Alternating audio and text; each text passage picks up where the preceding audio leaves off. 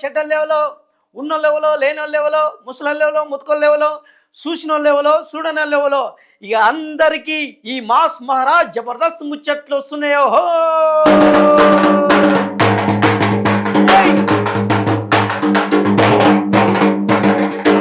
అందరికి నమస్తే శనార్థులు. ఇక మాస్ మహారాజ్ జబర్దస్త్ ముచ్చట్లు షురూ చేద్దాం.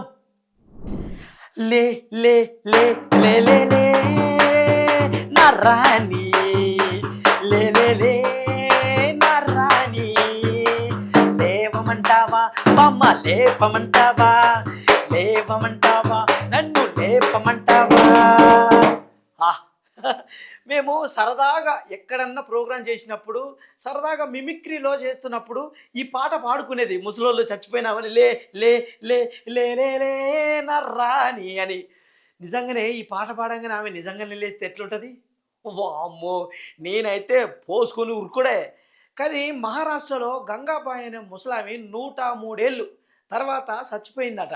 చచ్చిపోయిన తర్వాత ఇక మొత్తం ఇంటి దగ్గర గడ్డి మీద పండుకోబెట్టి ఊదికడ్డలు ముట్టించి అన్నీ చేస్తారు కదా. ఇక అవన్నీ ముట్టించి అన్నీ పెట్టిళ్ళు, పడుకోబెట్టిళ్ళు. ఇక అంతిమయాత్రకి రెడీ చేస్తున్నారు. చేస్తున్న టైంలో కాళ్ళకు బొటనవేళ్ళకి ఇట్లా కడతారు కదా. కట్టినప్పుడు ఆ బొటనవేళ్ళు ఇట్లా ఇట్లా కదులుతుందట. అది మనవడు చూసాడు. మనవడు చూసి అగో అమ్మ లేచింది, అమ్మ లేచింది, అమ్మ లేచింది అంటే దూదులు ముక్కుల నుంచి ఇట్లా తీయగానే పెద్ద శ్వాస తీసి లేచిందట.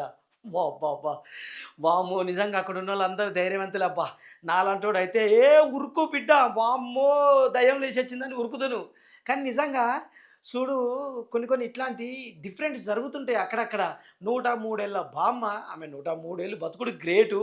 మళ్ళీ అందులో చచ్చిపోయిందని చెప్పి ఇక అంత్యయాత్రకు రెడీ చేసే టైంలో మళ్ళీ లేవడం, మళ్ళీ ఇప్పుడు హ్యాపీగా బతకడం. ఇంకా కొసమెరుపు ఏంటంటే ఆ రోజు ఆమె పుట్టినరోజు అంట. ఇక వచ్చిన వాళ్ళను ఉట్టిగా పంపించకుండా ఏం చేసేయాలి అనుకుంటున్నారు? ఎట్లాగో సావకొత్తారు కదా చూడడానికి. వచ్చిన వాళ్ళందరికీ ఇక పుట్టినరోజు ఆమెతో కేక్ కట్ చేయించి, కేక్ ఇచ్చి తినిపించి సంతోషంగా పంపించిందట. అబ్బా మస్తుగా ఉంది ఈ ముచ్చటైతే. ఇక ముసలమ్మ ఎక్కడుంటుందో ముసలమ్మ ఎక్కడుంటుందో ఒక్కసారి నేను తెలుసుకొని పోయి రావాలనిపిస్తుంది. ఎందుకు తెలుసా? ఎక్కడికి పోయిందా సచ్చినంతసేపు? స్వర్గానికి పోయిందా, నరకంకు పోయిందా, అసలు ఎవరెవరిని కలిసింది, యముడు ఎట్లుంటాడు, ఏమంటారుగా దూతలు తీసుకుపోతారు వాళ్ళు ఎట్లుంటారు, అబ్బాయి ఇవన్నీ అడిగి తెలుసుకోవాలనిపిస్తుంది. కానీ సరేలే చూద్దాం. మహారాష్ట్రలో జరిగింది కదా, ఎప్పుడన్నా అడిపోయినప్పుడు ఆ ముసలామిని కలిసి వస్తా. ఇక గది ముచ్చట. గల్ల తేలినట్టుందే, గుండె పేలినట్టుందే, తేనె పట్టు మీద రాయి పెట్టి కొట్టినట్టుందే, గాల్లో తేలి. విమానంలో గాల్లో అలా పోతుంటే బా ఎంత బాగుంటుందో. కానీ చెన్నైలో మొన్న ఒక ఇన్సిడెంట్ జరిగింది. భోగి పండుగ రోజు భోగి మంటలు పెడతారు కదా.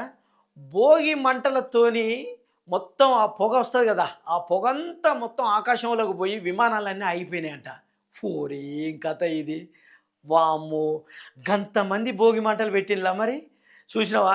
విమానాలు కింద ల్యాండ్ అవ్వలేక వాటిని రూటు మళ్ళించి వేరే ఎయిర్పోర్ట్లకి మళ్ళించిండ్లట. అక్కడ ల్యాండ్ చేసిండ్లంట. దారి కనిపించక మొత్తం పొగైనంట చెన్నై మొత్తం. ఇక భోగి మంటలతో వచ్చిన పొగ అంతా గమ్మేసింటే ఆ విమానాలు పైన తిరిగి వేరే రూట్లో, ఇక మీరు ఇక్కడ రాకుర్రి, ఇక్కడ అంత పొగ ఉన్నది, వేరే రూట్లో బోరి అని చెప్పేసి అన్నమాట. ఇక విమానంలో ఉన్న వాళ్ళకు ఎట్లా అయి ఉండొచ్చు, పొగలు గమ్మి ఇది విమానం దిగుతలేదంటే వామ్మో ఇవాళ మా పని అయిపోయింది అనుకుని ఉండొచ్చు. కానీ ఈ పొగంతా ఎందుకు ఏర్పడినది అనుకుంటున్నారు? మామూలుగా భోగి మంట అంటే మంచి కర్రలు తీసుకొచ్చి దాంట్లో అంటే మనకు అవసరమైనవి మనం అది పీల్చితే మన ఆరోగ్యానికి మంచిగా, అంటే గాలి అంతా కూడా కలుషితం లేకుండా ఫ్రెష్ అయ్యే విధంగా భోగి మంటలు వేస్తారు అసలు నిజంగా. కానీ ఇప్పుడు ఏం చేస్తున్నారు తెలుసా? పాత వస్తువులు దొరికితే అది వేసి పారేస్తున్నారు. ఆఖరి టైర్లు గీర్లు అన్ని పారేస్తున్నారంట. ఆ టైర్ల నుంచి వచ్చే స్మెల్లు, టైర్ల నుంచి వచ్చే పొగ మొత్తం ఆకాశం కమ్ముకొని విమానాలు రాకపోకలతో ఆగిపోయిందట. గట్లుంటుంది మరి. మనలో పండగ చేస్తే ఏది చేసినా ఒక రేంజ్లో ఉంటుంది. గది కథ.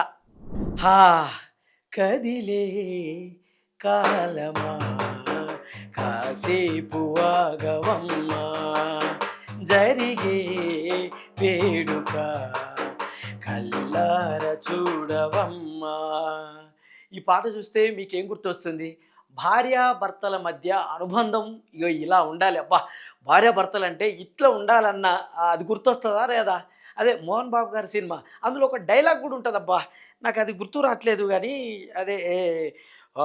అసలు ఆ డైలాగ్ ఫేమస్‌గా చెప్తాడు మోహన్ బాబు గారు. ఏ ఫిషర్ మ్యాన్ చెప్తుంటారు కదా! అదే అదే మనకు రాట్లేదనుకో అంతే మనం ఇది కదా!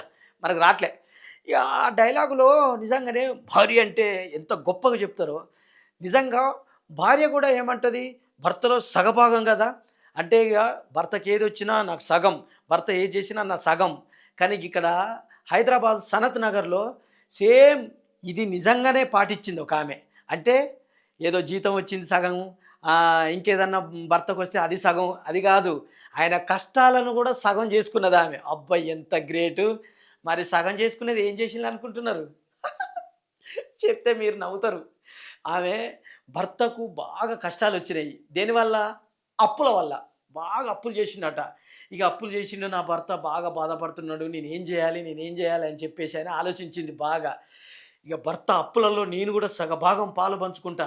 భర్తలో సగభాగం నేను గదా! అనుకున్నదో ఏమో! ఖతం పోయింది దొంగతనాలకే ఎగబడ్డదిగ. మరేం చేస్తదిగ? ఏదో ఒక విధంగా భర్త అప్పులు తీర్చాలి. భర్త బాధపడుతుంటే చూడలేకపోతున్నది. భర్తలో సగభాగం గదా! ఇగ పోయిందట దొంగతనాలకు ఎగపడ్డదట. కొత్త గదా! ఉట్టిగనే దొరికింది. పోయి ఒక ముసలామె మెడలో మంగళసూత్రం గుంజుకొని ఉరుకుతుంటే సీసీ కెమెరాల్లో చూసి పోలీసోళ్ళు అర్ధగంటలో పట్టుకున్నారు. ఇగ గిట్లుంటది కథ. మనకు రాని పనులు ప్రయత్నం చేస్తే ఇగో గిట్లనే దొరికిపోతాం. ఇగో భర్తకి కష్టం వచ్చిందంటే ఏదో పని చేసుకొని ఆయన అప్పులు తీర్చడానికి ప్రయత్నం చేయాలి గానీ, గీ దొంగతనం చేసి అప్పులు తీరుతా అనుకోవడం, భర్త కష్టాలు తీర్చి గీ దొంగతనం చేసి భర్త కష్టాలు తీరుతా అనుకోవడం ఎంతవరకు కరెక్ట్ అమ్మా?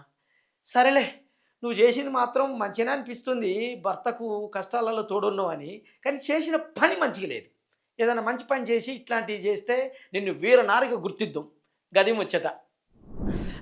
సంక్రాంతి పండగొచ్చే సంబరాలు ముంచుకొచ్చే, సంక్రాంతి పండగొచ్చే సంబరాలు ముంచుకొచ్చే, వత్తవ్వ జానకి వత్తవ్వ జానకి వత్తవ్వ జానకి కోడి పంజము నేను, వత్తవ్వ జానకి కోడి పంజము ఏయ్, వత్తవ్వ జానకి కోడి పంజము నేను, వత్తవ్వ జానకి కోడి పంజము.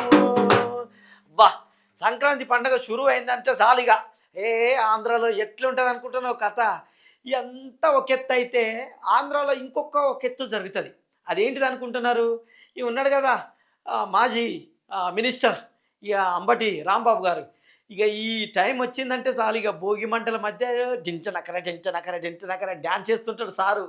ఓకే, అక్కడి వరకు బాగానే ఉన్నది, డ్యాన్స్ చేస్తాడు. కానీ ఈసారి ఏం చేసింది తెలుసా? కక్ష కొద్దీ డ్యాన్స్ చేసిండు. ఏంది? దానికంటే ముందు పవన్ కళ్యాణ్ ఒక దగ్గర డ్యాన్స్ చేసిండు. అబ్బా! ఇంతకుముందు ఒకసారి నేను డ్యాన్స్ చేస్తే నన్ను కామెంట్ చేసిండు కదా! ఇప్పుడు పవన్ కళ్యాణ్ డ్యాన్స్ చేసిండు కదా! దానికి ధీటుగా నేను కూడా డ్యాన్స్ చేస్తా చూడు అని హా! పవన్ కళ్యాణ్ సోషల్ మీడియాలో పెట్టినప్పుడే ఈయన కూడా డ్యాన్సులు చేసి సోషల్ మీడియాలో పెట్టిండు రివర్స్‌గా. రాజకీయం అంటే గింత రసవత్తరంగా ఉంటదన్నట్టు. చూసినావా? చెప్పకనే చెప్పినట్టు, గెలకకనే గెలికించుకున్నట్టు ఆయన పెట్టగానే ఈయన పెట్టాలనా? ఈయన ఎప్పుడో పెట్టుకోవచ్చు కదా! అంటే ఈయనని ఇంతకుముందు అన్నారని చెప్పి ఇప్పుడు కావాలని మళ్ళా ఆయన వీడియో పెట్టినప్పుడే ఈయన డాన్స్ వీడియో పెట్టిండు. ఇక గట్లుంది. ఇక పోటీగా నడుస్తున్నాయి అనుకో ఈళ్ళ వీడియోలు. గది కథ. ఏయ్! అగ్గ చూసిండ్రు కదా! ఎట్లాంటి ముచ్చట్లు తీసుకొచ్చినా, మంచి మంచి ముచ్చట్లు తీసుకొచ్చినా, మీకు జబర్దస్త్‌గా ఎంటర్‌టైన్ ఇచ్చినా. ఇంకేముంది? ఇక మళ్ళీ మంచి ముచ్చట్లు తీసుకురావడానికి మళ్ళీ పోవాలి కదా నేను. ఇక మరి పోయేస్తా. చూసిండ్రు కదా! మరి అదే చూసుడు కాదు, కింద మరి జర కామెంట్ చేయండి. జర మంచిగా చేయి, ఎట్లా చేస్తున్నానో, ఏం కథో, నేను ఎట్లున్నానో, డప్పు ఎట్లుందో, నా కథ ఏందో జర చిన్న కామెంట్ చేస్తే నాకు కూడా ఎంకరేజ్మెంట్గా అయిపోతుంది. అంతే కదా? సరే, మస్తు సరే, మాస్ మహారాజ్ జబర్దస్త్ ముచ్చట్లు. ఇక మీకోసం ఇంకా మంచి ముచ్చట్లతో వస్తా. ఉంటా. నమస్తే.